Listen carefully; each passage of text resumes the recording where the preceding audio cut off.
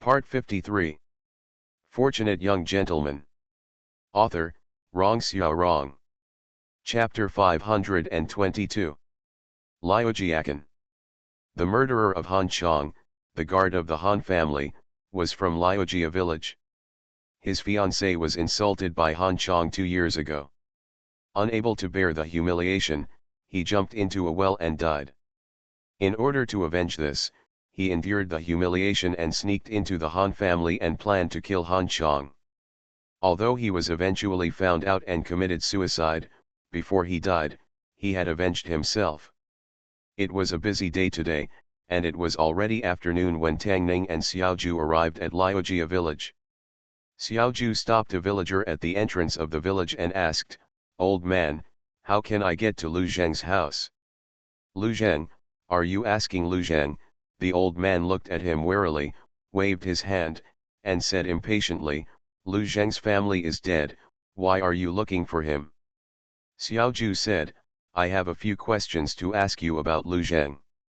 The old man's expression became even more impatient and said, "You can ask someone else, I want to go back to eat." He stopped abruptly before he finished speaking. He looked at the ingot of silver in Tang Ning's hand and swallowed. Tang Ning dangled the money in front of his eyes and said, "I don't know if it's convenient for me to tell you everything about Lu Zheng." The old man looked at the silver ingot, his eyes were shining. He had never seen such a big silver ingot after living for so long.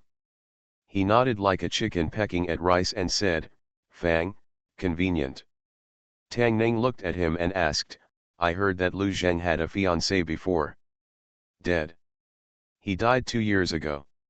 He was raped by some young master from the Ho mansion. He jumped into a well after he came back. We commoners couldn't even pay the rent and didn't dare to sue. That's how it ended." "Yes." The old man was very cooperative this time. As soon as Tang Ning finished speaking, he rushed to answer. Xiaoju looked at him and asked, "Woolly Hao mansion?" The old man nodded repeatedly and said, "Yes, that's the Ho mansion." He looked at the silver in Tang Ning's hand and continued, "Lu Zheng died, and his wife couldn't survive. Within 2 days, she was hanged with a rope.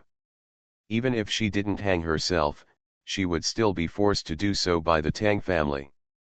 If you die, if you can't pay the rent, they will rob food, which is simply not giving people a way to live." Tang Ning raised her eyebrows and asked, "Tang family, which Tang family? What other Tang family can there be that has a concubine Hui in the palace?" The old man pointed to a large piece of land outside the village and said, "These lands all belong to the Tang family." Xiaoju clenched his fists and gritted his teeth, "Damn it!" The old man said eloquently, "Lu Zheng's family is really miserable. That girl's family is a little better. After her sister died, she still had a younger brother. I won't starve to death. A few days ago, a good lame man came to I sent them a lot of food. There are still good people these days." Tang Ning looked at him and asked, "Where is that girl's home?" The old man pointed forward and said, "That's the second house at the end of the village." Tang Ning threw the silver to him and strode forward. The old man took the silver, first wiped it on his clothes, then put it in his mouth and bit it, then carefully kicked it into his arms, with a face full of joy, and ran towards the door of his house. In Liujia village, in a dilapidated courtyard somewhere, a simple and honest young man patted the old woman on the back and said, "Mom, eat slowly, there is still." The old woman quickly said, "Keep what's in the pot for tomorrow." The young man said, "Mom, don't worry, my benefactor gave me a lot of money, and there are also banknotes one after another. I have never seen any banknotes in my life. I went to the grain store and asked about it. I can buy a lot with these with food and meat, we won't have to go hungry in our lifetime." Tang Ning and Xiaoju stood outside the wall. After staying for a while, they didn't get up and leave until there was no sound coming from the courtyard.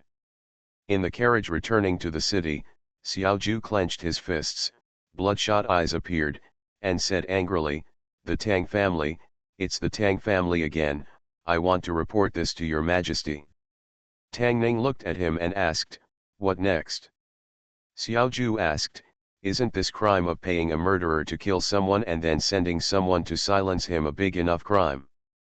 Big, but what's the use of being big?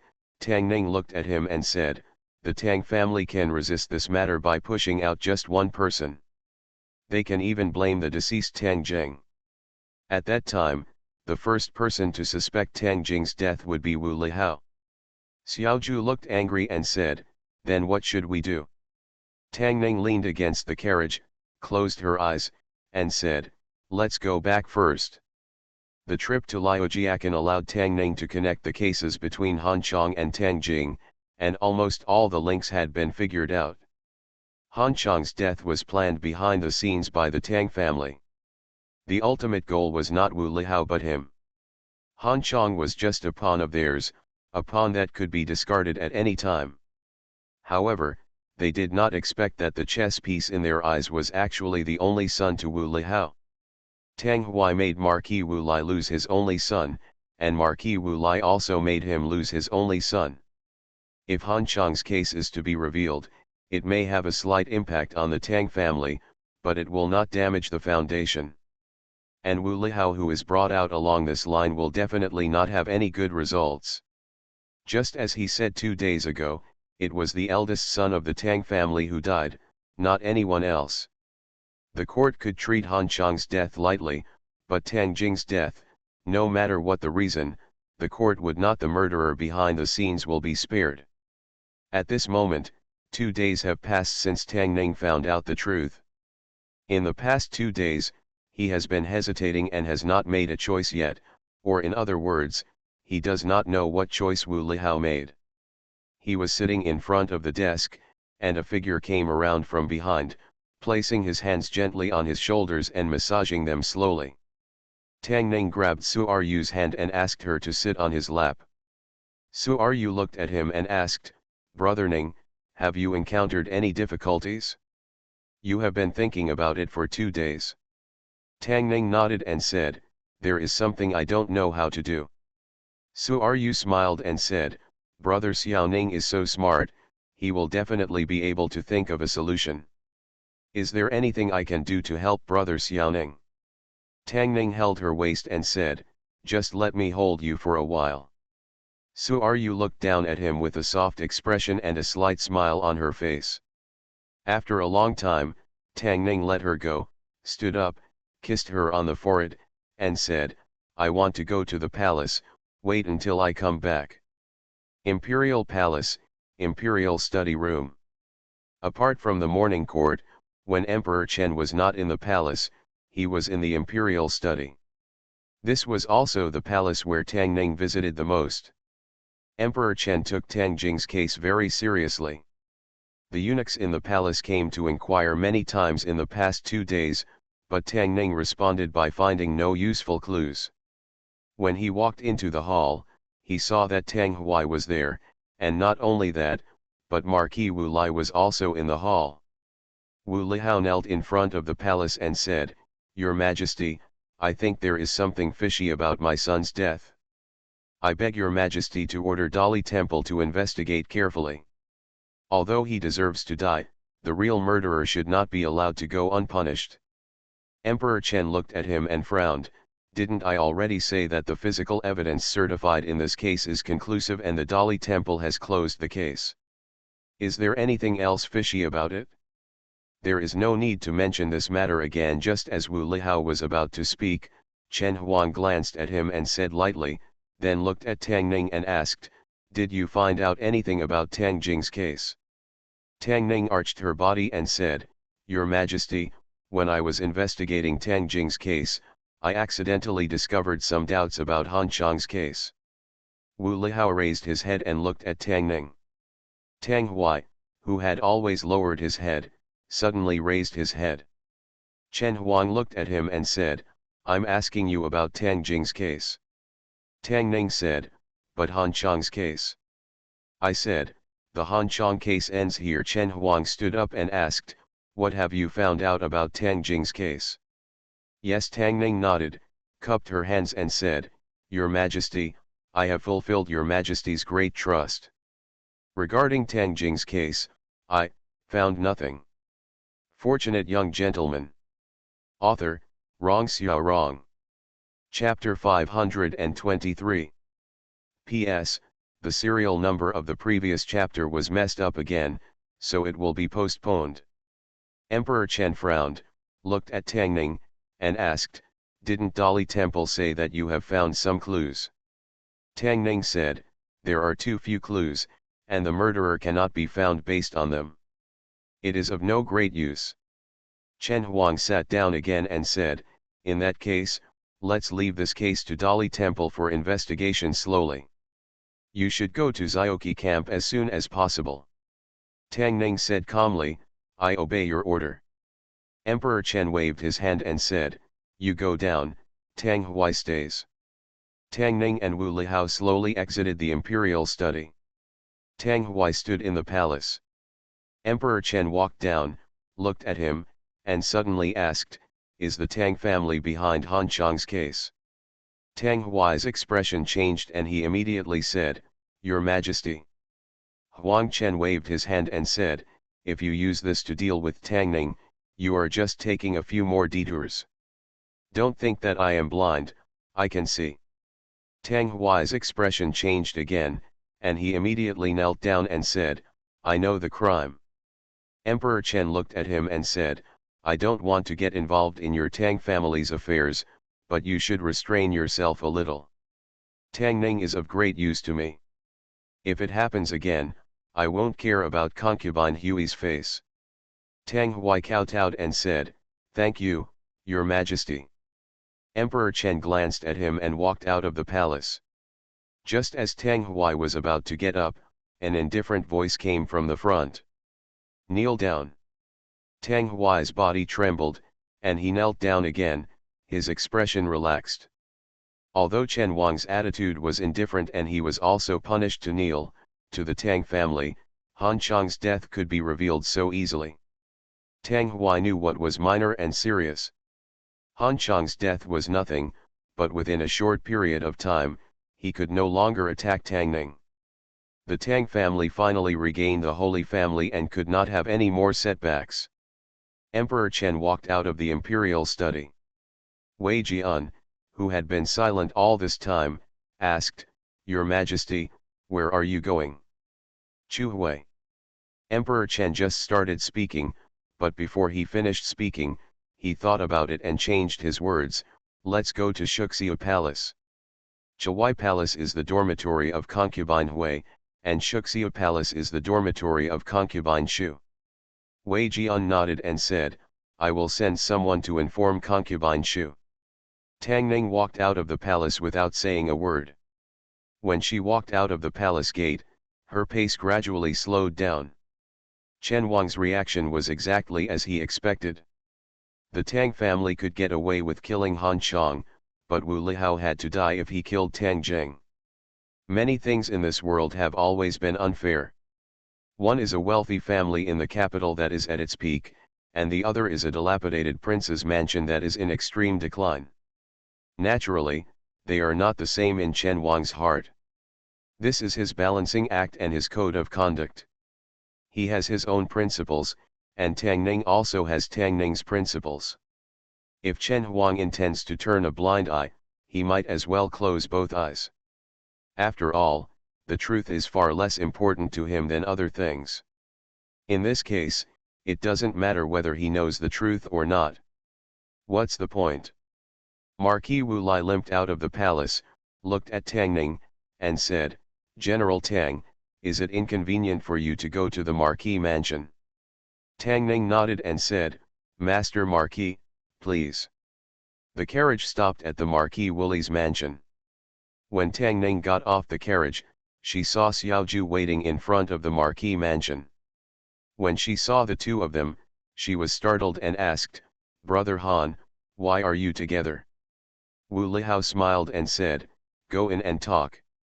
Entering Wu Lihao's mansion, Wu Lihao looked at Tang Ning and said, "Master Tang, have you ever thought that what you just did was already deceiving the emperor?" Tang Ning shook her head and said, "I really didn't find anything." It's up to your majesty to believe it or not. Wu Lihao looked at him and said, I have already experienced what I should have experienced in my life. I have seen too much filth and filth. I have nothing to miss, but when I saw General Tang today, I suddenly changed again idea. Xiaoju looked at them in surprise and asked, what else are you going to say? Tang Ning knew that Wu Lihao was already determined to die, and that he could still do some things before he died. Tang Hui definitely didn't know that when he was in the imperial study just now, he had already passed through the gate of hell. He looked at Wu Lihao and asked, what are your plans for the future? Wu Lihao breathed a sigh of relief and said, the longer I stay in the capital, the more I miss those days on the battlefield. I can't go to the battlefield. Maybe I can do something in the 16th Guards. Xiaoju didn't care that they ignored his affairs and said with a smile, that's great. Brother Han can come to our Zhou. Wu Lihao waved his hand and said, you are enough for Zhou. I have stayed in Jinyue for a while before, and I will request an order from His Majesty in a few days. It would be nice to see those old brothers on weekdays. Xiaoju shook his head and said, what's so good about Jinyue? Apart from opening and closing the city gates, it's just patrolling the streets. It's boring. Let's not talk about it anymore. Wu Lihao patted him on the shoulder and said, I still have a jar of good wine in my house. I am happy today. Do you want to taste it together? Okay, Xiaoju nodded and said, what can we do if we have wine but no food? I'll have someone order a table of food from natural residents. Let's have a good drink today. Although the most popular liquor in the capital comes from the Tang family, Tang Ning rarely drinks that kind of strong liquor and doesn't get drunk often. Comparatively, he likes to drink sweeter fruit wine with a lower alcohol content. When he starts to feel dizzy, he goes to Tang Yao Yao to exercise. When he lies exhausted on the grass, he feels very refreshed. Xiaoju is the type of person who doesn't drink much but has a lot of courage. When Tang Ning helped him out of Wu Lihao mansion, he was already dizzy and unconscious. Even with his eyes closed, he kept shouting, it's fun, come again. This place is closer to the Lu family. Tang Ning asked someone to go to the Lu family to call Lu Ya out and handed Xiaoju to her before leaving. The door of Wu Lihao's mansion was pushed open. Wu Lihao walked out, looked at him, and asked, do you feel unfair? Tang Ning shook his head and said, how can there be any fairness in the face of power? At such a young age, you can understand this truth, which is very good. Wu Lihao nodded with some satisfaction and said, but you are different. It can be seen that His Majesty values you very much. I am afraid that he also has the intention of supporting you and balancing the Tang family. Now you are still far from being able to compete with the Tang family head-on. Before that, as long as you don't make a big mistake, no one in this capital can touch you. Tang Ning smiled. He knew that Emperor Chen wanted to support him to balance the Tang family, but for him, the ultimate goal was only one, that is, to completely wipe out the Tang family from the capital. From then on, there would only be one Tang family left in the capital, or perhaps no one would be left. The deadline was 3 years, and now there were only 2.5 years left. Tang Ning looked at Wu Lihao and said, there is something I want to ask you to agree to. Wu Lihao looked at him and said, go ahead. Leave the Tang family to me. Tang Ning looked at him and said, I know that you and the Tang family are mortal enemies, but I hope to do this myself. Wu Lihao looked at him for a long time and nodded, okay, I promise you. The Dali Temple will probably have to investigate Tang Jing's case for a long time, and it is likely that it will be left unresolved. Compared with this case, the death of Wu Lihao's son a few days ago has not been mentioned in the capital, and naturally no one knows that after losing his son, Wu Lihao asked His Majesty to rejoin the army. He is currently the general of the left Golden Feather Guard, responsible for patrolling the 2 areas in the southeast of the capital. What is said in the streets and talked about by the people is always something more legendary. For example, Princess Pingyang married twice, but failed to marry both times. Moreover, the men who wanted to marry her had a more miserable fate than the others. If she were an ordinary woman, she would probably never get married. However, the royal family is obviously different. As long as the emperor grants marriage, which minister dares to disobey the order? If something happens to the next prospective consort, then the fact that Princess Pingyang is a bad luck to her husband will be confirmed. For this matter, the people of the capital are waiting to see. This chapter is first published on AIU Voice Novel Network. Please remember the website address. You are listening to Novels at Bless Up channel. Wish you happiness and luck. Please subscribe to receive new novels. How do you feel about this novel? Please like and leave a comment. Fortunate Young Gentleman. Author, Rong Xiao Rong. Chapter 524. Tang Jing was dead, so naturally he could not become a consort, so the marriage, which Chen Huangke announced just a few days ago, was annulled. However, Zhao Man's troubles were not over yet. As a princess, she was already quite old and it was time for her to get married. Emperor Chen had started looking for the next consort for her in the past 2 days. She looked at Tang Ning, frowned, and said, "What should I do? If this continues, there will be no end." Tang Ning pinched her nose and comforted her, "Don't worry, there's still me." She doesn't know her prestige at all now. The eldest son of the Tang family and the prince of Chu state, one was killed by him, and the other was killed by her. She is already famous. Which wealthy family in Beijing dares to marry her? Even ordinary people have to measure their fortune and bad luck when getting married, not to mention those rich and powerful families, who regard these as more important than anything else.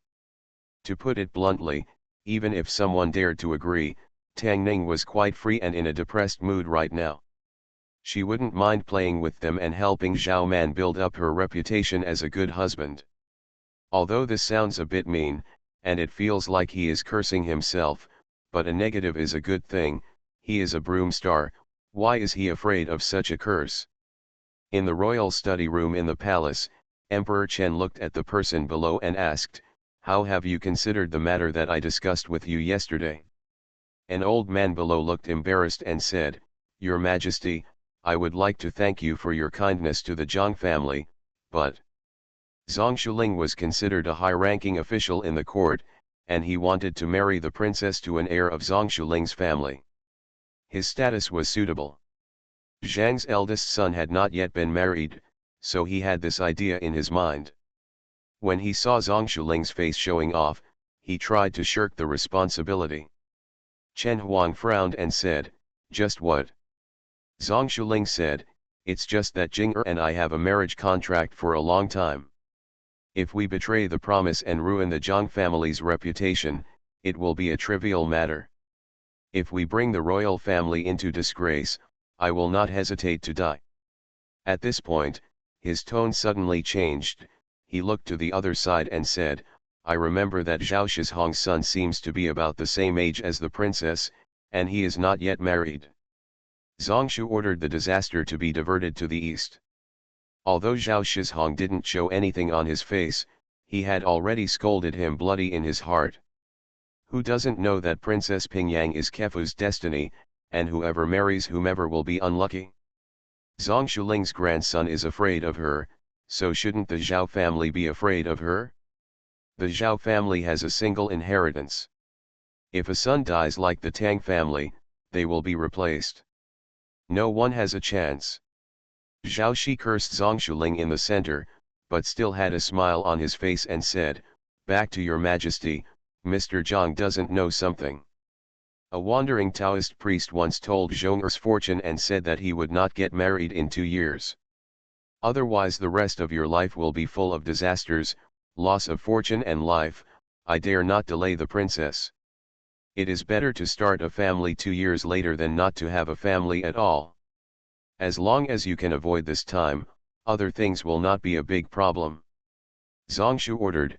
Shizhong Zhao is really saying that the words of the wandering Taoist priest cannot be believed.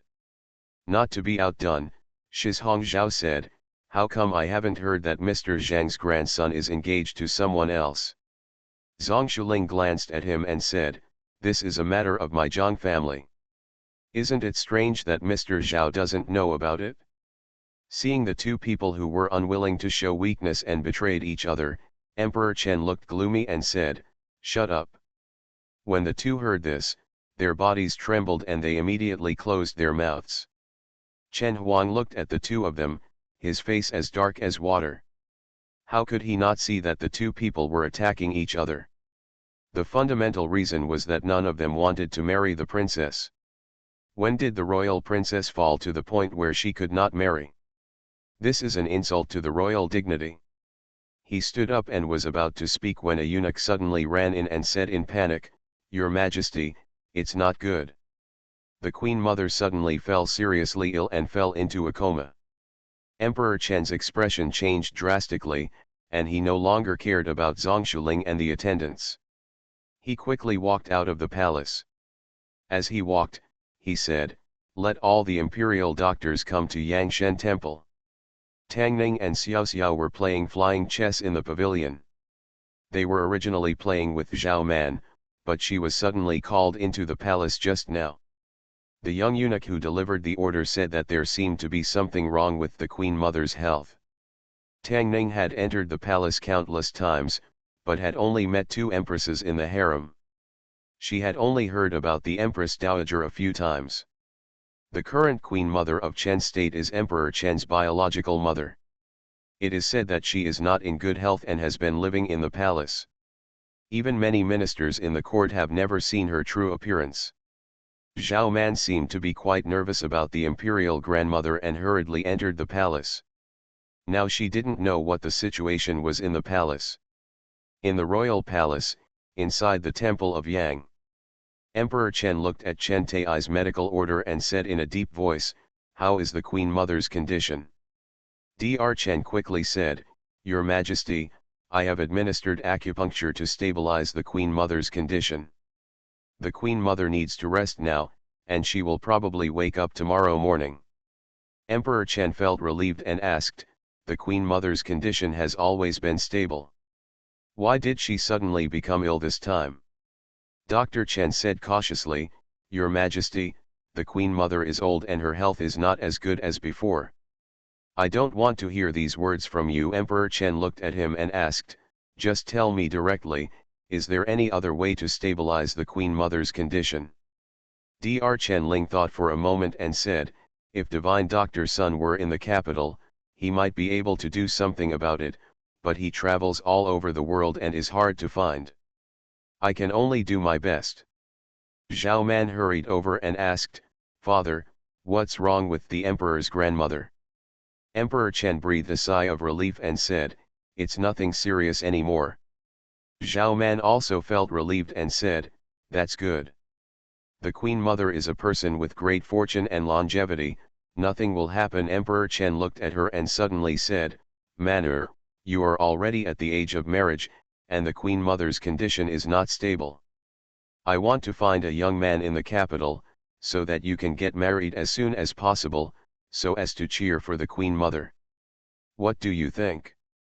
Zhao Man sighed and said, Brother Tang Jing is dead. They all say that I am destined to be a husband killer. If something bad happens again, it will not be a good time, but a shortening of the life of the royal grandmother. She looked up at Emperor Chen and said, I am willing to become a monk and practice Taoism for 3 years with my hair untied, and burn incense and pray for the royal grandmother. What do you think, Father? Emperor Chen looked at her and said, won't this delay your marriage? Zhao Man smiled and said, my son's marriage is nothing. As long as the royal grandmother's health can be cured, I am willing to do anything for you. Emperor Chen looked at her and said with relief, Manner has grown up. Zhao Man looked at Emperor Chen and said, people always have to grow up. Tang Ning looked at Zhao Man and said in surprise, what, you want to become a monk? Only 3 years. Zhao Man looked at him and said, didn't you say that at most 3 years, we will leave the capital? What's more, in this way, in these 3 years, My father will not randomly assign me a son-in-law, and we won't have so many troubles. Tang Ning looked at her in surprise. He didn't expect that she could come up with such a way to escape Emperor Chen's forced marriage. It seems that girls change a lot when they grow up. It's not just their figure and face that change, but also their minds. Zhao Man looked at him proudly and asked, "How about it, am I smart?" Tang Ning pinched her face and said, "You are really a clever little ghost." Bang! Outside the moon gate, Xiaoju fell to the ground with a jar of good wine in his hand. His eyes were wide open, and he looked at them in shock, and said in a trembling voice, You. First published in this chapter Love You Voice Novel Network, please remember the URL Fortunate Young Gentleman Author, Rong Xiao Rong. Chapter 525. This is not the inner courtyard, but outside Tang Ning's study. Anyway, no outsiders come in on weekdays, so he and Zhao Man don't need to avoid suspicion. However, Xiaoju never treats himself as an outsider. Except for the inner courtyard where the female family members live, he comes whenever he wants. Tang Ning knew from the smell that the wine he brought today was a bit old, and it was not comparable to the new wine brewed in the past 2 years. He couldn't help but secretly feel that it was a pity. After Xiaoju came back to his senses, his face changed and he said in surprise, "Are you guys playing face pinching? Do you want to add me? Forget it, I have something to do, so I'm leaving first." Seeing the look in Tang Ning and Zhao Man's eyes, he stopped talking and walked straight outside. He walked a few steps and when he looked up, he found that Tang Ning had appeared in front of him. Xiaoju said, "I promise to keep your secret and not let anyone know." Tang Ning looked at him and asked, "Have you ever heard a saying?" Xiaoju asked, "What saying?" Tang Ning said, "Only the dead can keep secrets forever." Xiaoju said with a bitter face, "We are brothers after all, so you don't have to be so cruel, right?"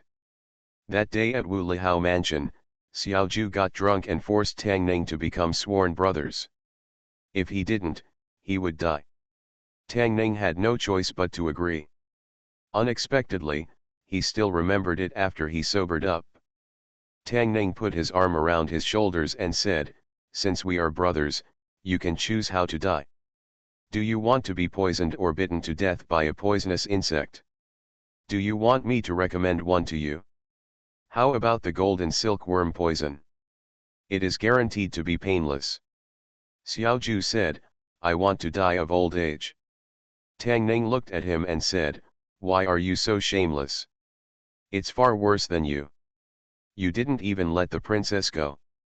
Xiaoju shook his head and said with great regret, "It was just a little bit. I almost guessed it. I have guessed that they are sisters." Tang Ning said, "I said, your idea is not bold enough." Xiaoju said, "That's because I didn't expect you to be so beastly. No matter how beastly, can it be better than a beast that doesn't even let his niece go?" No wonder he always felt that Xiaoju was so pleasing to the eye. Beasts should be friends with beasts. They have more in common and get along naturally happily. After a while, at the table in the pavilion, Xiaoju finally stopped looking at him with the same eyes as before, took a gulp of wine, and said, "Your Majesty's actions this time are really disappointing, this is unfair." Tang Ning replaced the wine in front of him with fruit wine, so that he would not get drunk and act crazy again. Xiaoju is still an angry young man now, and he cannot stand injustice. This is in line with his status as a general. Tang Ning looked at him and asked, "What is fair? Deal with the scapegoat pushed by the Tang family, and then take Wu Lihao to prison and choose a day to execute him." Xiaoju clenched his fist and said, "But I'm still angry." Tang Ning thought for a while and said, "You can go to Lu Ya to fight, let her beat you up, and you'll feel better." "Do you think I am you?" Xiaoju glanced at him and said, "If you have nothing to do, go to Miss Tang to be tortured." He didn't finish his words, and suddenly looked at him and asked, "Were you planning today at that time?" Tang Ning could swear on his conscience that he really didn't. Speaking of planning, Tang Yejing was much more active than him in this matter. She bought everything that needed to be decorated in the wedding room herself. Today, she took Xiaoai and the others to choose wedding dresses. Generally speaking, girls make their wedding dresses by themselves, but with her needlework skills, she could never be expected to make a wedding dress by herself in this life. Xiaoju was obviously very depressed. He stood up and paced in the yard. Suddenly, he said, "Yes, Ling Feng will come to the camp tomorrow. I can vent my anger on him." In Ling's house, Ling Feng shuddered for no reason. He looked at his father and asked, "Dad, can I not go, or go to my eldest brother's Zoya Wei?" General Ling shook his head and said, "This is your grandfather's idea. I can't do anything about it. If you behave well there, they won't embarrass you." Ling Feng swallowed his saliva and said nervously, "Not really. Tang Ning has been in the Zozioki camp for a while, but he has not had time to do anything. First, he has been busy with affairs recently, and second, he wants to understand the situation here first. Among the 16 guards, the real person in charge is the Zhonglang general. Although the title of the general is loud, it is an honorary title. Many generals are sent out. Even those who stay in the capital are replaced every year. This is to ensure that the 16 guards imperial guards do not become their private soldiers. Emperor Chen meant that he should train all the Zozioei like the 100 who won the championship. Tang Ning himself did not have such great ability. When it comes to training soldiers, Lao Zheng is an expert. Just leave this matter to him. Lao Zheng seems to be quite interested in this. Of course, he still put forward some constructive suggestions. After discussing with Lao Zheng, he had already implemented them a few days ago, cancelling some training programs, improving some, and adding some. He also asked Xiaoju to select 100 people from the 5,000 people of Zozioei, and form a special team. These 100 people are the elite among the elites. Their training is much more rigorous than that of ordinary soldiers. Of course, their annual salary is also very considerable, several times that of others. These 100 people are directly responsible for Xiaoju. Xiaoju named them Sharp Blade, which is considered the first special operations force of Chen State. Looking at the brand new training ground and the players training on the training ground, Xiaoju sighed and said, "What's the point of training all day? Only those who can fight in battle are real men." Tang Ning shook his head and said, "You are the only one in the Xiao family, so you should take it easy." Xiaoju sighed and said, "It is because I am the only one in the Xiao family that I want to make achievements as soon as possible, so that the Xiao family will not decline so quickly. I told Lu Ya about this idea yesterday." Tang Ning asked, "Does she support your idea?" Xiaoju said, "She beat me up and made me give up this idea." Tang Ning looked at Xiaoju's expression and asked, "Are you very depressed and feel like you have no place to vent?" Xiaoju nodded. Tang Ning pointed forward and said, "There is a place now." Ling Feng was brought over by someone, and said unnaturally, "General Tang, General Xiao." Xiaoju looked at him and asked, "Didn't I tell you to come after the Lantern Festival? Why are you here just now?" Before Ling Feng opened his mouth to explain, Xiaoju waved his hand and said, "Don't explain, run around the training ground 50 times first." Ling Feng's body trembled, and he felt his legs weak before he started running. The training was so long, wouldn't it take until dark to run around 50 times? Xiaoju wanted to tire him to death. He opened his mouth and said, "Xiaoju, you." Xiaoju said, 60 laps. Ling Feng's face flushed, "You." Xiaoju said expressionlessly, 7. Ling Feng didn't dare to say anything more, and ran away. He was born in a general family, so he naturally knew that the army had its own rules. If he didn't obey orders, the consequences would be much more serious than running around the training ground 50 times. Xiaoju folded his arms, looked at the figure running around the training ground, breathed a sigh of relief, and said, "I feel much more comfortable now." Compared with the Ministry of War or any other department of the 6 departments, the Zhouziaoei has an obvious advantage, that is, in the Zhouziaoei, Tang Ning is the top leader, and only he can manage others, and others cannot manage him. When to go to the camp and when to come back are all up to him. He did not go to the Zioki camp today, but went shopping with Tang Yaoyao outside. The auspicious day for their wedding is coming soon. Tang Yajing is more serious about this fake wedding than the real one. Specifically, she has to personally handle everything in the wedding room. Today, she even pulled Tang Ning out with her. After walking around for a while, he already had a lot of things in his hands. Tang Yaoyao tugged at his sleeve and asked, "Think about it, what else do you want to buy?" Tang Ning's wrist was already sore, and he said, "It should be almost done." Tang Yaoyao glanced at him and said, "What do you mean it should be almost done? What if something is missing?" Tang Ning thought for a while and said, "Then buy some more red dates, ginger, longan, lotus seeds, etc." He remembered that when they got married, it seemed that these things were to be sprinkled on the bed. Chen Guo didn't have peanuts, so they actually used ginger instead. I don't know who came up with this idea first. Tang Yaoyao looked at him and asked in surprise, "Why buy these things?" Tang Ning explained, "Red dates, ginger, longan, lotus seeds, it means early birth of a son, it will be used in the bridal chamber."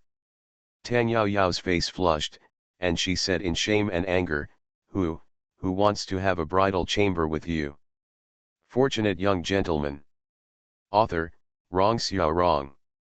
Chapter 526. The wedding night is called one of the 4 great joys in life, but it is someone else's wedding night. Other people's bridal chamber flowers and candles were turned red, and Tang Ning's bridal chamber flowers and candles could only sleep on the cold ground. He was relieved when he thought that this was not the first time he slept alone on his wedding night. Tang Yaojiao kept reminding him that they were just pretending to be married, but she was still very attentive in her actions. After Tang Ning reminded him, she ran to the dry goods store and bought all the red dates, longans and other things. Tang Ning had a bunch more things in her hands. She glanced at her and asked, "Weren't you talking about a fake marriage? It's almost done. Why did you buy these things?" Tang Yajing said confidently, "Since we are doing a show, we must do a complete set, otherwise what should we do if others get suspicious?" Tang Ning looked at her and asked uncertainly, "Full set?" Except for the bridal chamber, Tang Yaoyao knew what he was thinking, glared at him and said, "On the night of the bridal chamber, you sleep on the floor." Fairy Tang ran to a certain shop to search again. Tang Ning walked in and found an empty seat to sit down. She was wondering if she had missed anyone's invitation and it was still too late to make up for it. During the 2 years in the capital, although he made many enemies, he also made some friends. If Xiaoju and his wife want to invite, Lu Teng will also be invited. General Ling is Tang Yaoyao's uncle. Naturally, people from the Ling family will also come, and there are quite a lot of them. Naturally, the Fang family also wanted to invite them.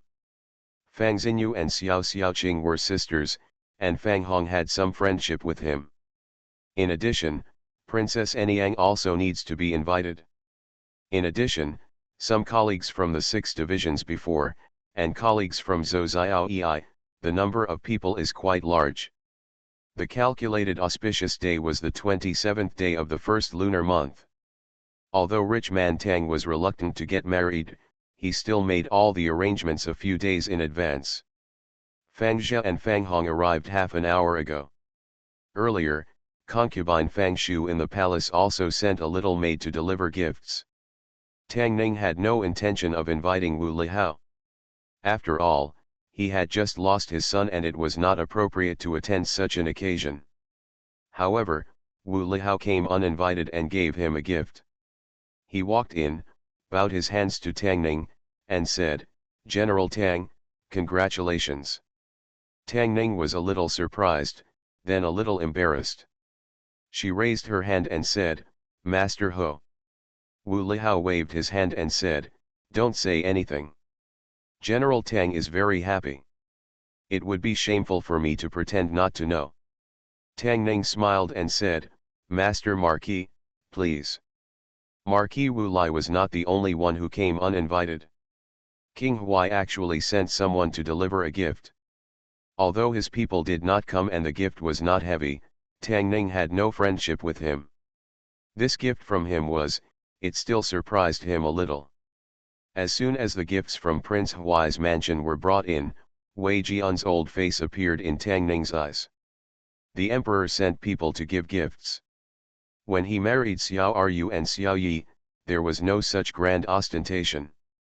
Rich man Tang was quite satisfied with this. When he faced Tang Ning in the evening, he finally didn't have a straight face. The atmosphere tonight was good. Most of them were from the same team. It was the two brothers Ling Yun and Ling Feng who drank a lot of wine from Tang Ning. If Xiao Ju hadn't helped him stop some of the wine, he would have drank it under the table tonight. Ling Feng's 100 laps were temporarily recorded for him. When Tang Ning was helped by Xiao Ju to the door of the wedding room, Xiu hurried over to help him. Xiao Ju burped and said, "He leaves it to you." After Xiao Ju left, Tang Ning straightened up and the expression on her face returned to clarity. Xiu looked at him and said in surprise, "Uncle, you." "I'm fine." Tang Ning smiled. Just because he doesn't drink often doesn't mean he can't drink. It's okay to get drunk at other times, but he must not get drunk tonight. If he did something to Tang Yao Yao while he was drunk, the consequences would be disastrous. Of course, the unimaginable thing here refers to the fact that he touched Tang Yao Yao after he was drunk, had sex while drunk, etc. Will there be rumors tomorrow that the third wife of the Tang family murdered her husband on their bridal night? He looked at Xiu and asked, "Is she in there?" Xiu nodded and said, "Here he is." Tang Ning pushed the door open and went in. Xiu closed the door from the outside. Tang Yao Yao, who was sitting by the bed, trembled slightly. Tang Ning raised her head and looked at Tang Yao Yao, who was wearing a red wedding dress and a red hijab on her head, sitting quietly by the bed with her legs together and her hands folded. She felt that the world was really crazy. Fairy Tang was actually so quiet and well behaved at times. This scene had never appeared in his dreams. While he was thinking this, the door to the room was suddenly pushed open. Several figures rushed in from outside. Ling Feng, Lu Jun and others rushed in, shouting, "Where is the bride? We want to see the bride." It is an ancient custom to have a wedding ceremony. On the night of marriage, there is no distinction between men and women. This means that on the wedding night, everyone does not need to be overly restrained. Men and women can also put aside etiquette and cheer for the newlyweds. "Why don't you take off your hijab? We want to watch you drink Hexen wine." "Master Tang, why are you still standing there? Go and take off your hijab." Everyone rushed forward and started shouting. Before Tang Ning could speak, Tang Yao Yao pulled the red hijab off her face, stepped forward, slammed the table, and said, "What are you making a fuss about? I don't even go back to sleep at night." Click. The table fell apart under everyone's gaze. Ling Feng's head retracted, and within 2 breaths, only Tang Ning and Tang Yao Yao were left in the room. Tang Ning turned around and looked at Tang Yao Yao, who had put on the veil again and sat on the bed with her hands folded, acting like a lady. She looked at the table that had been heroically martyred, pursed her lips, and finally just shook her head slightly, turned around and closed the door. When she walked back, Tang Yao Yao whispered, "What should we do now?" Tang Ning walked to the bedside. Tang Yao Yao dodged to the side and asked, "What are you going to do?" "Lift the veil." Tang Ning held the wedding scale in her hand and slowly lifted the veil on Tang Yao Yao's head. This action was called satisfying, although she had already lifted it herself just now, and she didn't know if she could be satisfied the second time. Tang Yao Yao lowered her head, and her folded hands were twisted together again without knowing when. She looked down at her toes and asked quietly, "Ran, then what?" "Drink the wedding wine." There was a small table at the head of the bed with 2 glasses of wine on it.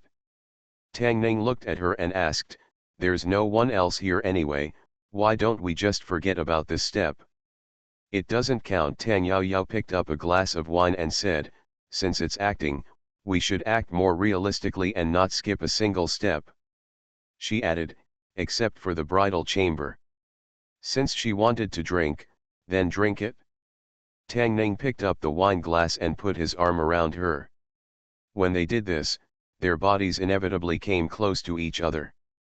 She saw Tang Yejing's face flushed, as if she had put on rouge. Her eyes were slightly closed, but her eyelashes were trembling violently. After drinking the wine, she put down the glass and asked, "What's next?" Tang Ning thought for a moment and said, "Let's skip the next step." Tang Yao Yao put her hands on her hips and said, "I said no, then no." "Okay." Tang Ning nodded and began to take off her clothes. Tang Yao Yao covered her chest with both hands and asked in shock, "What are you doing?" Tang Ning said, "After drinking the wedding wine, the next step is the bridal chamber." "You said not to save it." Tang Yao Yao threw clothes to him and said, "You sleep on the floor. If you dare to climb up at night, I will break your legs." You are listening to Novels at Bless Up channel. Wish you happiness and luck. Please subscribe to receive new novels. How do you feel about this novel? Please like and leave a comment. Fortunate Young Gentleman. Author, Rong Xiao Rong. Chapter 527.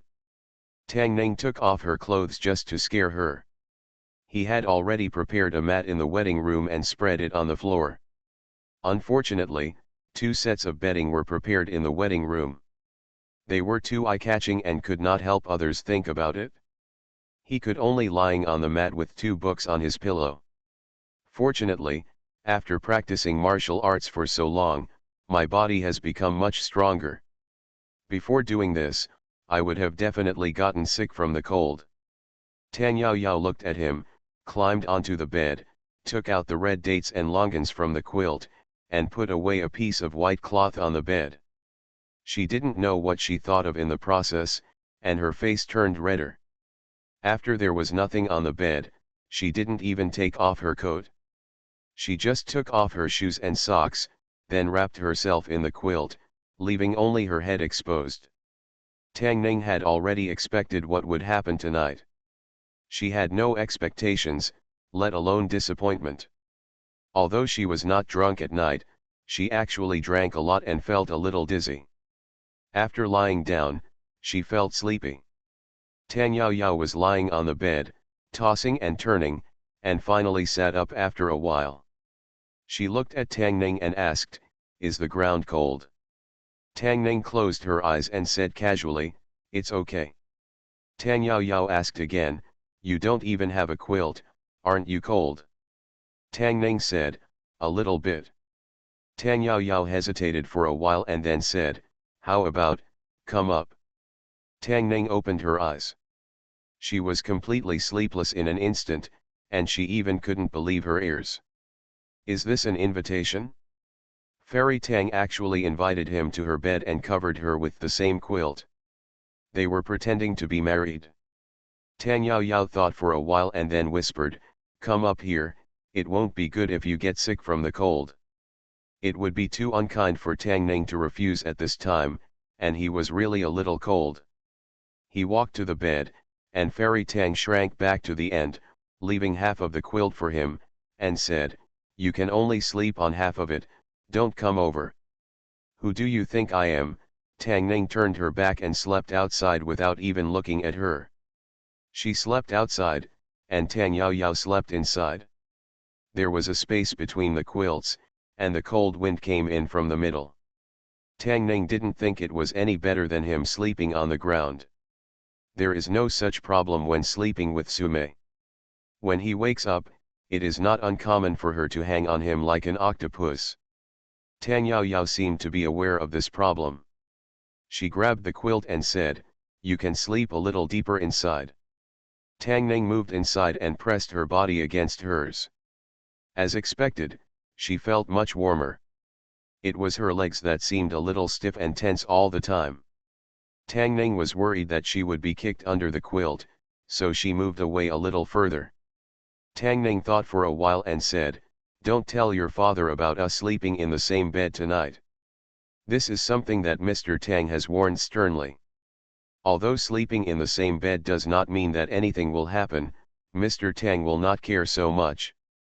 Tang Yao Yao put her hand outside the quilt, separated the two people, and said, "I won't tell him." Tang Ning turned around, faced her, and said, "I've wronged you. Turn around, don't look at me." Tang Yao Yao forced his body to turn around and said, "Why are you aggrieved?" Tang Ning said, "You married me with such a big fanfare that even the emperor sent people to congratulate you. What will happen next?" Tang Yao Yao was not worried about the future at all, and said nonchalantly, "I can't think about that much, just take it one step at a time." Tang Ning turned back and said, "In case you can't get married in the future, how about we make do with each other? Anyway, the marriage is over and the marriage is over." What a beautiful thought. Tang Yao Yao curled her lips and said, "I am a naturally beautiful girl. There are many people who want to marry me, but no matter what, they can't be ranked among you." After sleeping in the same bed with Tang Yejing, Tang Ning suddenly lost her sleepiness. She put her hands behind her head and said, "I can't sleep now anyway. How about I tell you a story?" Tang Yao Yao followed his example and put her hands behind her head and said, "Speak." Tang Ning thought for a while and said, "Once upon a time, there was a couple. On their wedding night, they originally slept facing each other during the bridal chamber. Later, the husband turned his wife over, then turned over, and then turned over again. Do you know why?" Tang Yao Yao was already blushing when she heard about the wedding, but the story didn't develop as she expected. She looked at Tang Ning and asked, "Why?" Tang Ning said, "Because he can't tell the difference between good and bad." Tang Yao Yao was startled and said, "Then what?" Tang Ning said, "There is no more." Tang Yao Yao curled her lips and said, "What kind of nonsense is this?" As soon as she finished speaking, she suddenly seemed to realize something. She got up from the bed in embarrassment, straddled Tang Ning, and said angrily, "Do you want to die?" In the past, when Tang Ning angered Tang Yaojing, she would capture him with a grapple. Later, Tang Ning was good at martial arts and the grappling technique didn't work every time. Tang Yaojing adopted this posture. As long as he was riding on Tang Ning, she could hold his hands. He couldn't resist no matter what. But things were different tonight. Her wedding dress and Tang Ning's groom suit were already thin. When Tang Ning went to bed, she even took off her coat and wore only a shirt. The festive wedding room, the bright red quilt, the soft bed, Tang Fairy riding on his body, the atmosphere was obviously different from the one on the grass. This time she did not restrain Tang Ning's hands. Instead, she grabbed his collar and said angrily, "What do you mean? If you want to die, just tell me." As she spoke, her voice softened, she got off Tang Ning, and lay back down again, with Tang Ning on her back. If it hadn't been night, Tang Ning would have noticed that even the base of her ears were red. Tang Ning was also a little embarrassed. She moved slightly closer to her, but kept a little distance. She turned her back to her and silently recited the heart-clearing mantra in her heart. Suhuhu can be described as a beauty, exuding alluring charm from head to toe, but Tang Yejing is not a fuel-efficient lamp, especially her pair of long legs, which are enough to drive countless men crazy. In fact, sleeping with her like this is also a kind of torture. Fortunately, he had already been trained by Sume, and he would never turn into a beast in this situation. He no longer thought about these things in his heart, and soon fell asleep. Tang Yao Yao's back was facing Tang Ning, her fists were clenched, her legs were tense, and her face was extremely hot. Although this was a fake marriage, she had already understood everything that the bride should know, and she had not missed a single thing. Naturally, she knew what had just happened. She felt uneasy and nervous. What if he messed with her? She was not ready for this yet. Then she realized that she didn't have to worry about any of this. She gritted her teeth and thought to herself that if he messed with her, she would teach him a lesson. When she thought of this, she heard steady breathing from behind her. Tang Yao Yao looked back and saw that Tang Ning was already sleeping soundly. Her heart finally relaxed. The next moment, she felt a burst of shame and anger for no reason. The first ray of sunlight in the morning shone through the window, and the woman on the bed fluttered her long eyelashes and slowly opened them. After the confusion disappeared from her eyes and her consciousness returned, she blushed and shyly took her hand away from Tang Ning's chest and took back her long leg that was resting on his leg. Tang Ning felt the pressure on her chest and legs lessening, and she breathed a sigh of relief in her heart. He had to wait until Tang Yao Yao woke up first in the morning, lest she think he had done something unspeakable to her last night. Just as he was about to open his eyes, he felt the weak airflow coming from the pavement. He was startled and continued to pretend to be asleep. Tang Yao Yao poked her head over and looked at Tang Ning, who was sleeping. The corners of her mouth curled up, and she carefully lowered her head and kissed him gently on the face.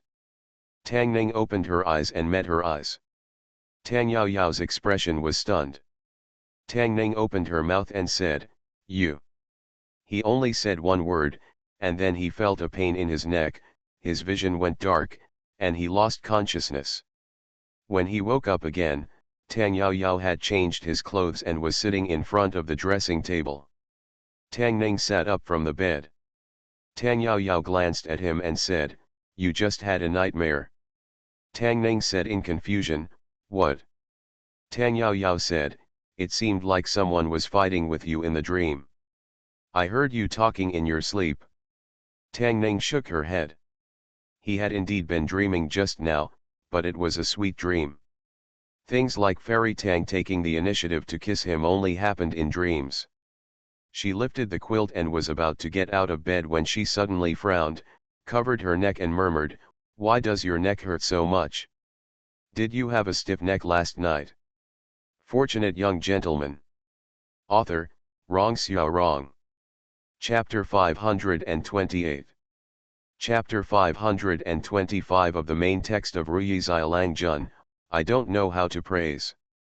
From today on, Tang Yao Yao and Xiao Ruxiayi have become real sisters. She would get up early in the morning to serve tea to Xiaoru, who was a grown-up woman.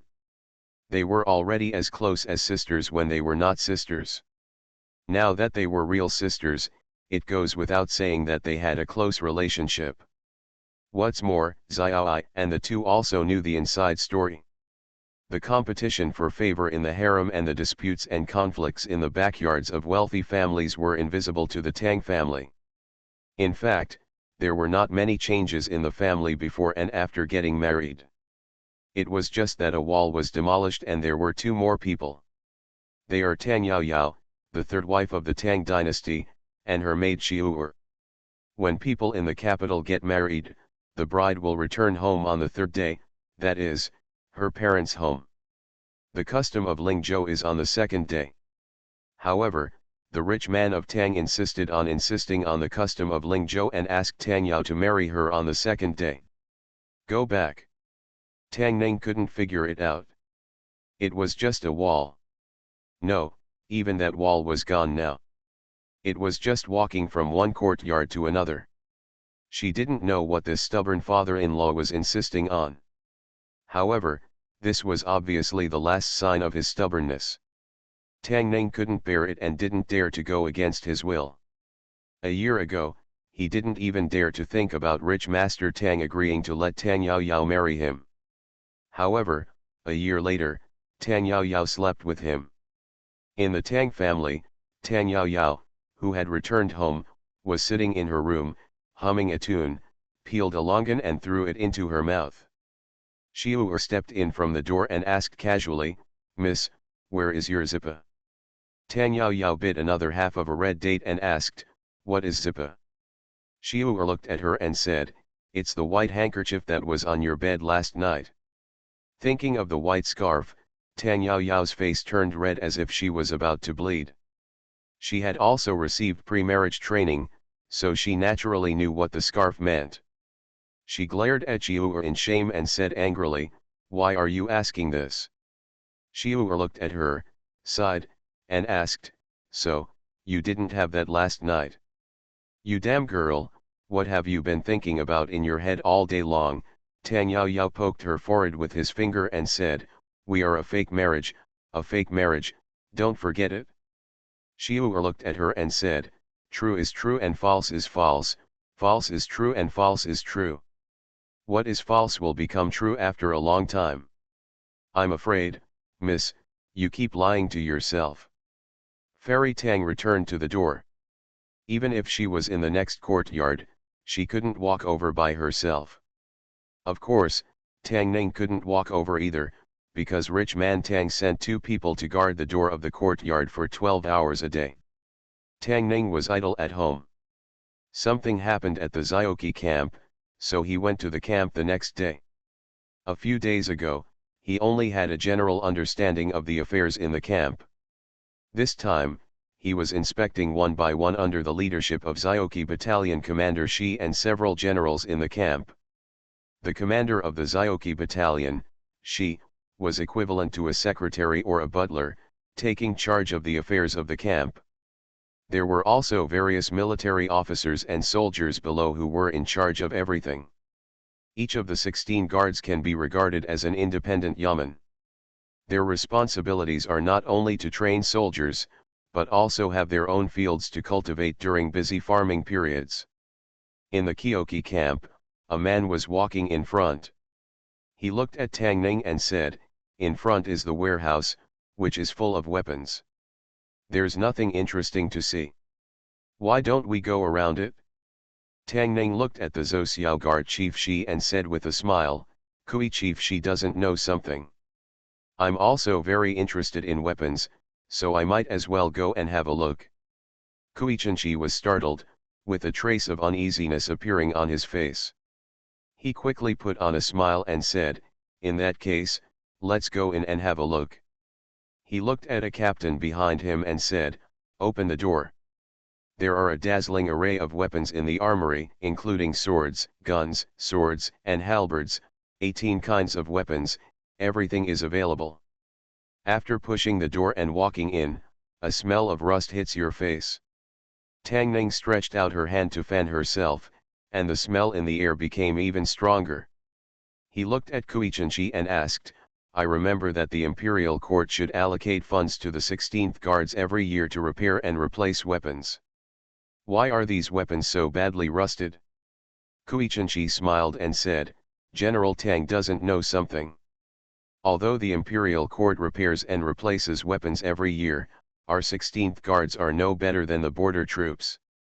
We train on weekdays for the end of the year competition.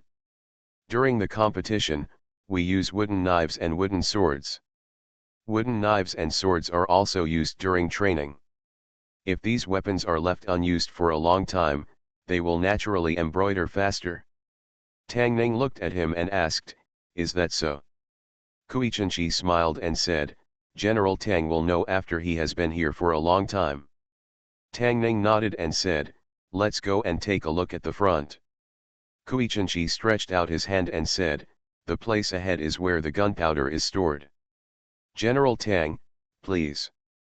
Gunpowder has been used on the battlefield hundreds of years ago, but it has not yet become mainstream. Although the military does not pay attention to gunpowder, it will always keep some for training. Tang Ning walked to the warehouse where gunpowder was stored, looked at several clay pots, and asked, "Is that all there is?" Kui Shi said, "This thing is difficult to control. When soldiers use it for training, they often hurt themselves before hurting others, so the camp no longer replenishes it every year." Tang Ning glanced at Kui Shi but didn't say anything. This reason is very far-fetched. Gunpowder has a long history. Although there is no mature way to use it, it has been widely used on the battlefield. If he remembers correctly, each of the 16 guards has some people who are specialized in it. It is impossible for someone in charge of firearms to make such a low-level mistake. Besides, the court also allocates silver for this item every year. Even if 1/10 of this amount is used to buy gunpowder, there will not be only such a small amount of inventory. Kuichenchi looked at him and asked, "Sir Tang, do you want to continue watching?" "No need." Tang Ning waved his hand and said, "I am a little tired today. Let's talk about it another day." "Thank you for your hard work, Kuichenchi." Kuichenchi smiled and said, "It's not hard. This is what I should do." Watching Tang Ning leave, the smile on Kuichenchi's face gradually faded. After ordering someone to close the door of the warehouse, he hurried into a barracks. Inside the barracks, a handsome man put down his wine glass, looked at him, and asked, "Is it over?" Kuichenchi nodded and said, after he looked at the warehouse, he went back to the barracks. The handsome man asked again, "Did he find anything?" Kuichenchi looked at him and said, "I'm afraid he has already found it." The handsome man didn't care at all and said, "If he finds it, he can do whatever he wants to the soldiers of the cavalry battalion. I can cooperate with him, but he should also have some self-knowledge and never touch things that he shouldn't touch." Kuichenchi looked at him, said, "My husband." The handsome man looked at him, and Kuichenchi immediately changed his words and said, "General Zhang, if he really wants to interfere in this matter, that means he doesn't know how to behave." The handsome man sneered and said, "So what if he is the general of the Central Army?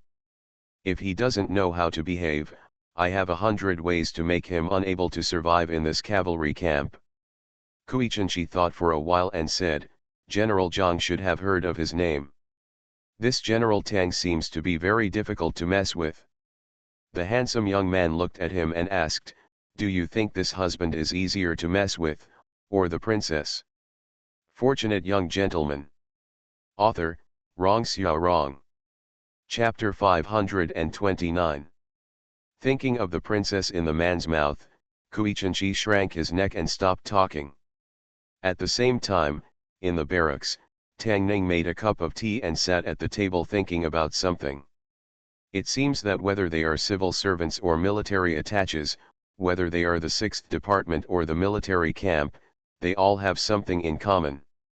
He is not as easy to be a leader as imagined. In Zhou Xiao's camp, the phenomenon of openly embezzling money from the imperial court has reached a frenzied level. Tang Ning could tell from the situation in the warehouse that more than 90% of the money was probably in their pockets. Xiaoju walked in from outside the door, looked at him, and asked, "I heard that you went to the warehouse just now. What's wrong? Do you see the problem?" Tang Ning took a sip of tea and said, "It's a big problem." Kuichenchi, who was performing his duties as a secretary, obviously had some secrets that he didn't want Tang Ning to know. This man had been in the camp for many years, and the people who were in charge of military affairs were also in the same group as him. Tang Ning thought about it, and the entire Zioki camp, actually only Xiaoju, the right Lang general who has not gained any real power, is of the same mind as him. After Xiaoju heard what he said, he shook his head and said, "Kuiqing is just a small fish. Behind him is Zhang Chao, the general of Zoulang. This person is difficult to deal with." Being evaluated as difficult to deal with by Xiaoju, it seems that General Zoulang must indeed have some abilities. He's not that powerful. Before Tang Ning could ask, Xiaoju took the initiative to explain, but besides General Zoulang, he also has another identity. Tang Ning looked at him and asked, "What is your identity?" "He is still Princess Yi Yang's consort." Xiaoju looked at him and said, "Princess Yi Yang is different from Princess Ping Yang. She has been aggressive and unreasonable since she was a child. Sometimes even His Majesty can't do anything to her. In the past, someone impeached Zhang Chao for being greedy for money. When he handed over the paper, His Majesty also planned to punish Zhang Chao. Later, Princess Yi Yang entered the palace and made a fuss. Even the queen mother was alarmed. The matter could only be left alone. Those who impeached Zhang Chao, instead, he suffered revenge from Princess Yi Yang and even lost his official title. After that, no one dared to trouble him anymore. Being a consort is not a decent status, but if he is attached to a powerful princess, everything will be different. If someone wants to touch him, even if it is not for the sake of the consort, Princess Yi Yang must be taken into account. Obviously, this Princess Yi Yang is not a fuel-efficient lamp. Tang Ning has realized that in the Zhaoqi camp, he is the official superior, but except for Xiaoju, almost all of them are Zhuolang General Zhang Chao. He has been ignored. Even if he is General Zhonglang, it is impossible for the entire Zhaoqi battalion to undergo a major blood change. If these people are twisted into a rope, not to mention General Zhonglang, even the general will be unable to do anything. Xiaoju looked at Tang Ning and said, "It's better not to mess with him.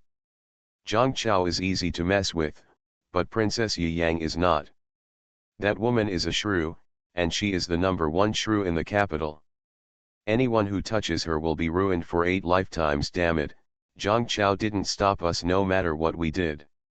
Zhang Chao did support Tang Ning's arrangements and did not obstruct or interfere with them. However, he finally managed to be the leader and was ignored. He felt really uncomfortable. More importantly, in the Zhaoqi camp, he has some other arrangements, and he cannot let these people stand in the way.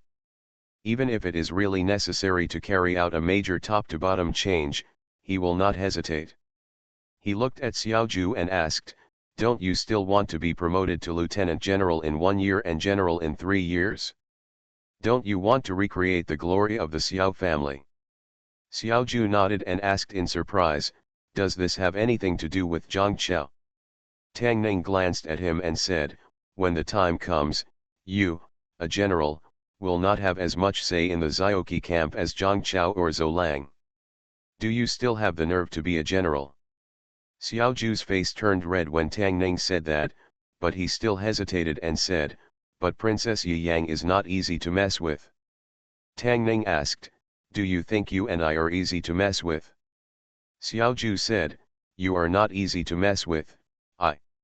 Tang Ning said, "You are the only child of the Xiao family, the hope of General Xiao, and His Majesty protects you at all times.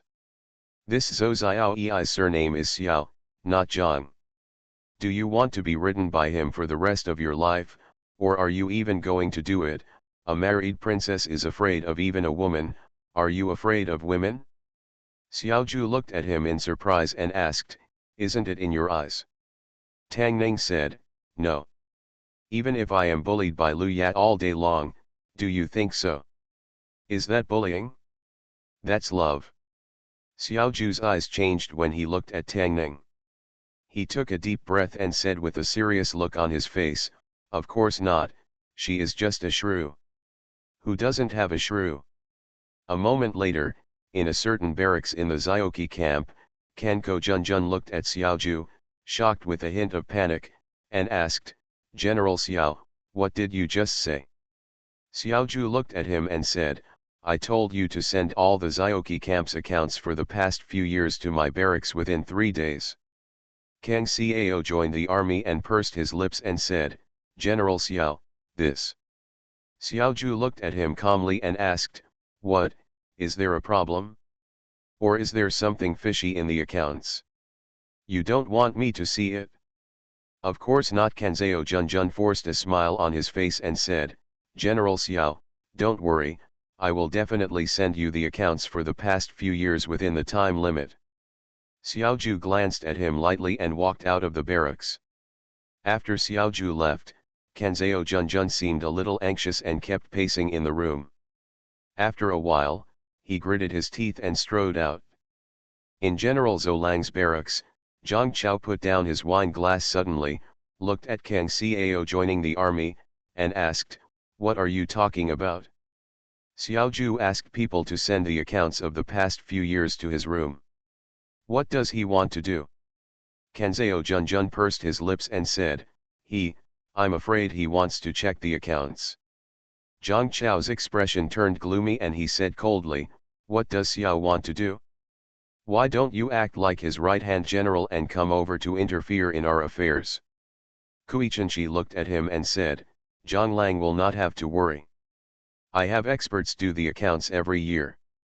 The books are all stable. He will never find anything. What I am worried about is Tang Ning. He once worked in the Ministry of Accounts, seems to have some experience in auditing accounts. If he finds out, you can tell when you see it. This is not the first time anyway. Does he think His Majesty will punish me for such trivial things? Zhang Chao added another glass of wine and said, if he really doesn't know how to praise, I will let him see who this Zhou Xiaoyi is. Kuichenchi thought for a while and said, I think this General Tang is not a person who doesn't know how to praise. He didn't hold on to this matter just now, which shows that he knows how to advance and retreat. He trained his troops, and we also. If it doesn't stop him, he shouldn't take such a small thing seriously. Ling Feng walked into Tang Ning's barracks nervously, looked at Tang Ning, and said, Master Tang, are you looking for me? Ling Feng is Tang Yao Yao's cousin. To a certain extent, he can also be regarded as Tang Ning's brother-in-law. Tang Ning looked at him and asked, are you still used to being in Zioqi camp these days? Ling Feng was flattered by Tang Ning's sudden greeting. His days in the Zioqi camp were really not comfortable. Xiaoju, a vengeful bastard, relied on his status as right-hand general to punish him in different ways every day. Every time he returned home, he was exhausted. The only thing that gave him some comfort was that he was not the worst in the Kyoki camp. There were 100 people worse off than him, and those Blade members were the real ones. Unfortunately, in his opinion, those people's training programs were simply cruel and cruel. It's okay, he looked at Tang Ning and replied with a smile on his face. For some reason, although Tang Ning's attitude towards him was kind, he felt a little weak in his heart, as if something bad was about to happen. Thinking that when he was drunk yesterday, he actually drank a lot of wine and took the lead in making trouble at the wedding, Ling Feng felt regretful in his heart. If he retaliates against him for this, wouldn't he be even worse than before? Tang Ning walked down, looked at him, and said, General Ling asked me to train you well. I thought about it and felt that I can't live up to the general's request. From today on, I plan to let you train with the Blade members. What do you think? The thing he was most worried about happened just like that. Ling Feng's heart skipped a beat, and his heart immediately fell into the bottomless abyss. He said in a trembling voice, General Tang, you are taking revenge. You misunderstood. Tang Ning waved her hand and said, how could I retaliate against you because you made me drink and took the lead in the wedding ceremony yesterday? Am I someone who takes these small things seriously? You are listening to novels at Bless Up channel. Wish you happiness and luck. Please subscribe to receive new novels. How do you feel about this novel? Please like and leave a comment. Fortunate Young Gentleman. Author, Rong Xiao Rong. Chapter 530. Tang Ning's strict requirements for Ling Feng did not involve any personal grudges at all, but came from the perspective of a relative, hoping that he could change his past and become an upright man instead of a family playboy. You are avenging a private revenge. I'm not going, I don't want to train with them. I want to go home, I want to go home. Ling Feng was dragged down by two members of the Blade amidst screams. It was impossible to go home. The four words military orders are like mountains also apply to the Forbidden Army. His decision cannot be changed by General Ling. Tang Ning walked out of the barracks and walked around the camp. Many officers, generals, and lieutenants in the army greeted him respectfully, but they all maintained a certain distance. In these idle forbidden forces, various forces are also intertwined. Although Tang Ning is the general of Zhou Xiaoyi, it is obvious that he has not truly controlled these people. In the team under her, she still needed some close friends to be able to do things smoothly. At this time, Tang Ning missed Chen Zhou very much, and it seemed that she had to find an opportunity to get him back from Lu Tang. In order to prove that he was a man who was not afraid of women, Xiaoju took all the account books from previous years from Kanzhou Junjun. In the past 2 days, people had to do the accounting day and night. With 2 dark circles under his eyes, he looked at the people who were setting the abacus and asked, "What, is there a problem?" One person shook his head and said, "It's not a big problem." Xiaoju had a look of surprise on his face and said, "It shouldn't be." Kang Xiao joined the army and walked in from outside. He looked at him and asked with a smile, "General Xiao, I have also found out the accounts from previous years. Do you want to calculate them together?" "No need." Xiaoju waved his hand and said, "Put these account books here first and I will send them back to you in 2 days. Kanzhou Junjun looked at him, twitched his lips, and slowly exited. A moment later, in another barracks, he looked at General Zhang Lang and said with a smile, "General, don't worry, they haven't found anything. If they continue to investigate, they will just humiliate themselves." Kui Chenshi said, "Xiaoju is just a dandy in the capital. With his character, he should be able to retreat despite difficulties." As one of Xiaoju's few friends, Tang Ning felt that he still understood Xiaoju. If he takes something seriously, he will not be able to hold back even 9 cows. He will never retreat when faced with difficulties, but will face them head-on. He patted Xiaoju on the shoulder and said, "You have worked hard these past 2 days. You should rest first. I will take care of the rest. I'll take a nap first, then call me." Xiaoju nodded, and after saying that, he fell asleep. Half an hour later, the Hubu Yamen. Fang Zhe looked at Tang Ning and asked, "Do you want to borrow someone from me?" Tang Ning nodded and said, "The new year has just begun, so the Duzi Yamen shouldn't be busy. I'll borrow a few people and I'll return them in 2 days." Fang Zhe did not hesitate and said, "You can go to Duzizi to select people yourself. Duzi Division is the place where Tang Ning once stayed. It can be said that he is very familiar with the journey here."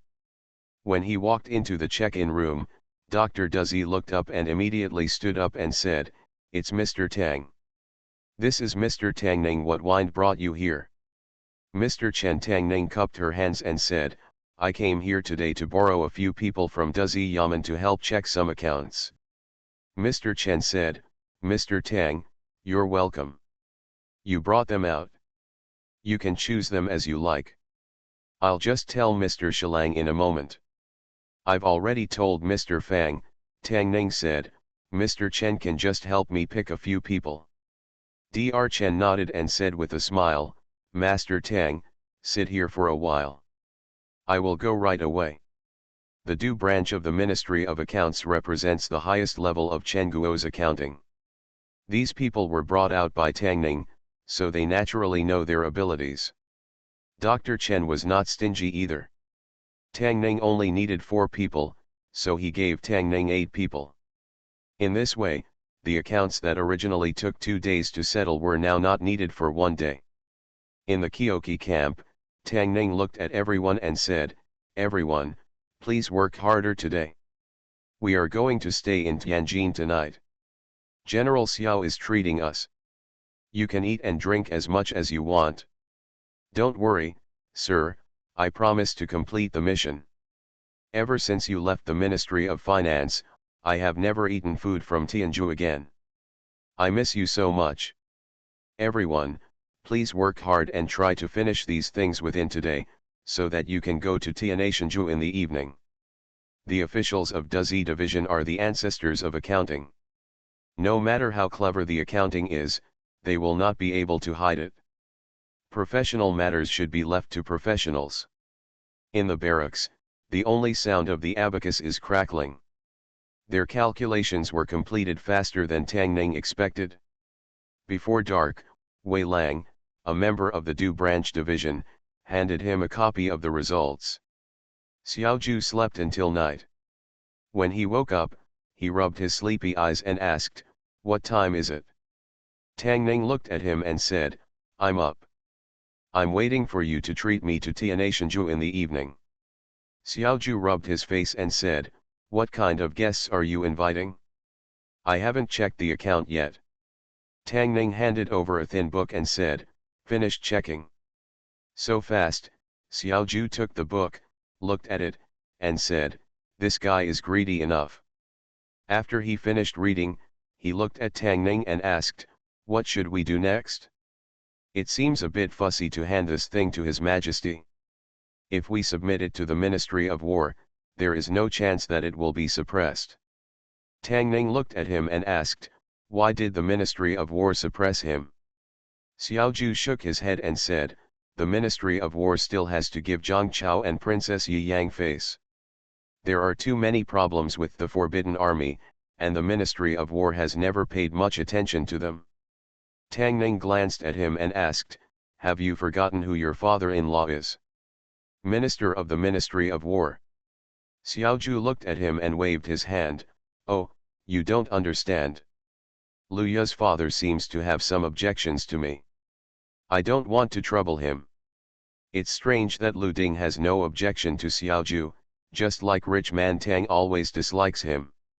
Since Xiaoju doesn't dare to go to Lu Ding, Tang Ning can do it herself. After all, he is still the minister of the Ministry of War. Although he cannot directly manage the affairs of the Imperial Army, the minister of the Ministry of War can. In the Ministry of War, he should be a little more generous than Zhang Chao. At the Zioqi camp, Zhang Chao suddenly stood up from his seat and asked, Kang Cao joined the army and was taken away by the Ministry of War. The expression on Kui Chenchi's face was still a little unbelievable. He nodded and said, the problems in those accounts were found out.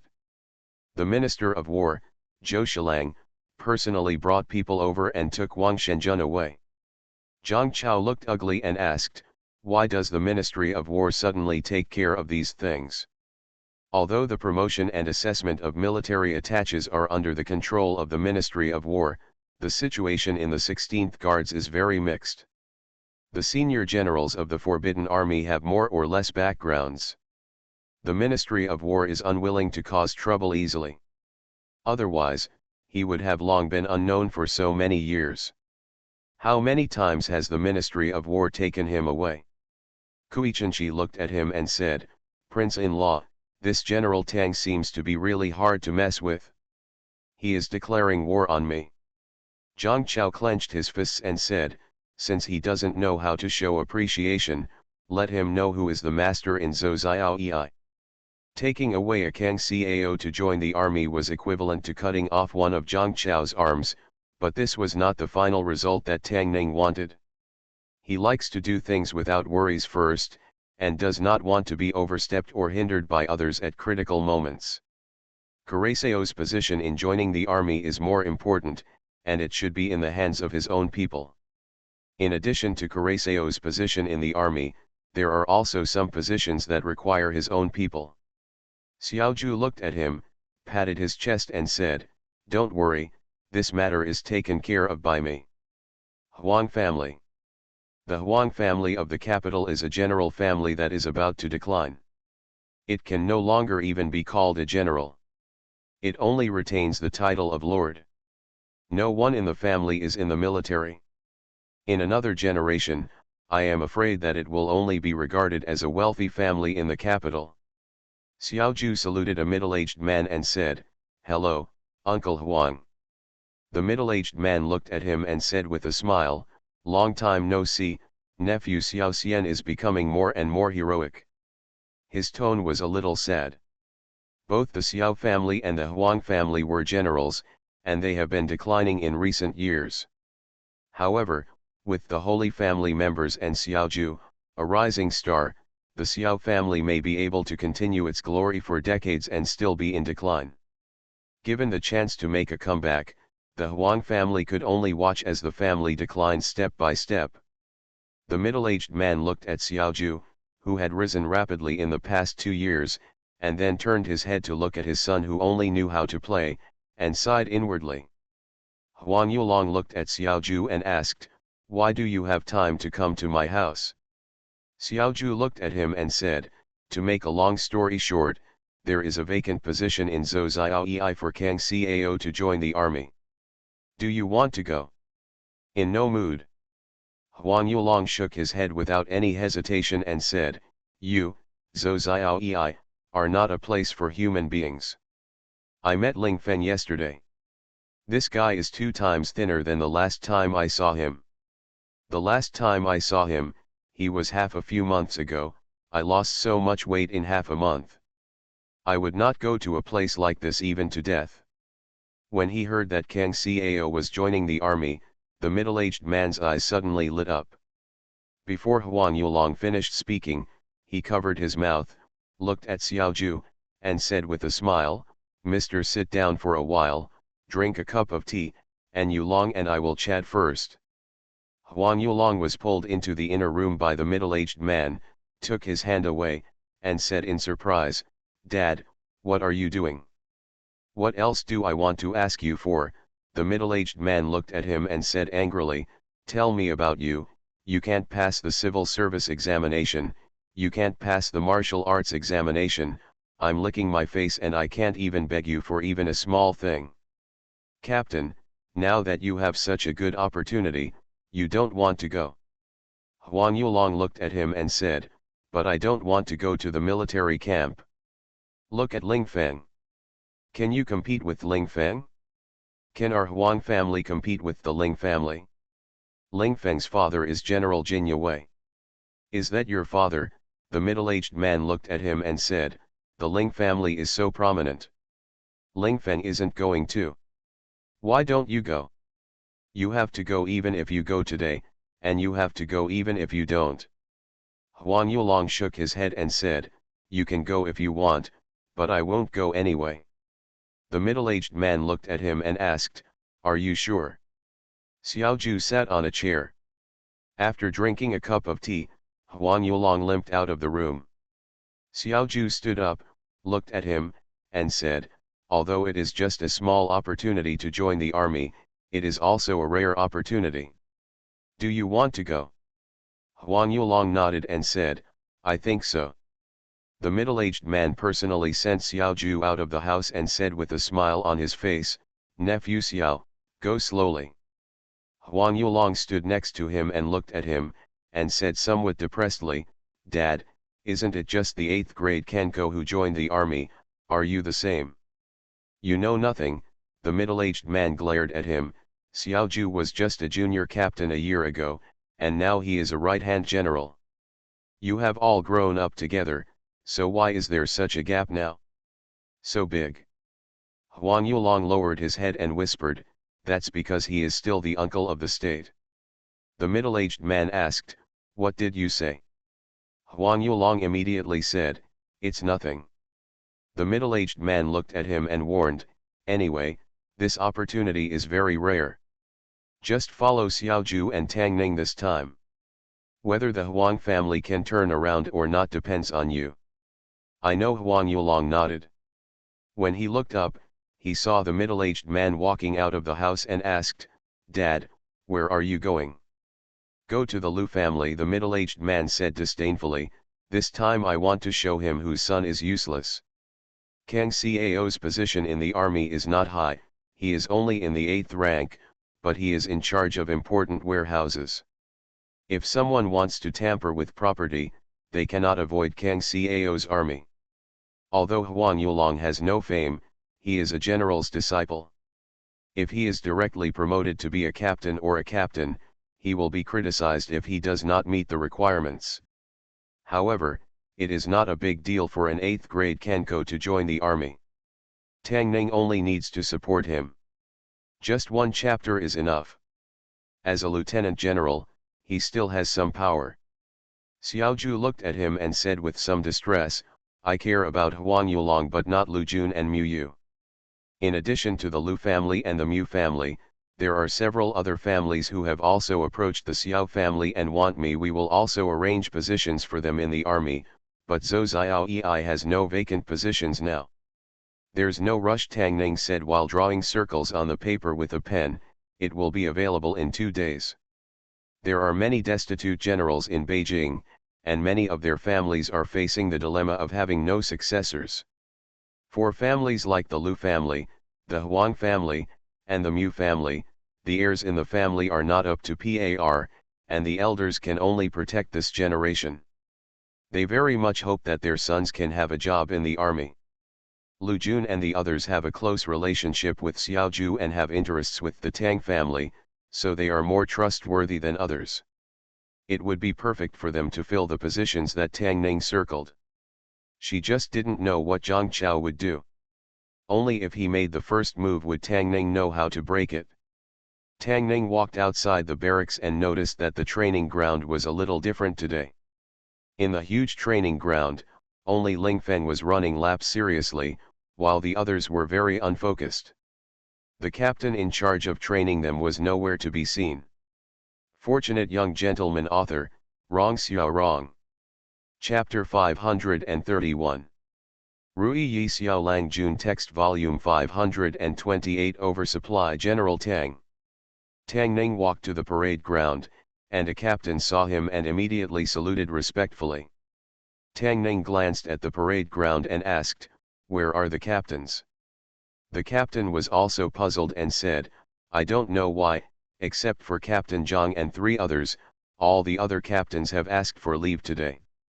The Zhou had 5,000 people, and Tang Ning divided them into 10 camps, with a total of 10 captains, each leading 500 soldiers. The usual training instructions and tasks were all carried out by them. 7 of the 10 captains were not there, and there was no one to supervise and guide them. No wonder everyone was so unfocused on the parade ground today. This was probably Zhang Chao's trick. He seemed to want to prove that in the Zhou, his words were the ones that counted. Although the lieutenant general was 1 level higher, if he had no power to restrain his subordinates, he would be nothing more than a commander without troops. Tang Ning looked at the captain again and asked, "Where is General Zhang Ziulang?" The captain said, "General Zhang Ziulang is also at home on sick leave." Tang Ning thought for a moment and said, "Send someone to tell the 7 lieutenants that they must get my approval to ask for leave in the future. If they don't come tomorrow, they will be punished by military law." The captain looked at him, swallowed his saliva, and said, "Yes." In a restaurant in Beijing, Zhang Chao took a gulp of wine and said, "If I don't live well, then no one will live well. Isn't the Tang guy capable? If he is capable, he can go and train his own troops." A lieutenant beside him looked at him and hesitated, but General Tang sent someone to pass on a message. "If we don't arrive tomorrow, we will be subject to military law." "What are you afraid of?" Zhang Chao waved his hand and said, "If he says military law, then it's military law. You asked for leave from me, which is in line with military regulations. He is a general, how can he be lawless?" Several lieutenants who are close to Zhang Chao smiled, clinked their glasses, and stopped talking about this matter. Although Tang Ning is a general, he can't stay in Zhou for long. He may go to other places in a few months. But by then, they will still be under General Zhang Ziulang. They know who they should listen to between the two. In the cavalry camp, Tang Ning stood at the front, looked up at the sun, and asked, "What time is it?" Xiao Ju said, "It's the 1/4 of an hour." According to military regulations, the 10 lieutenants should have assembled before the hour of SI.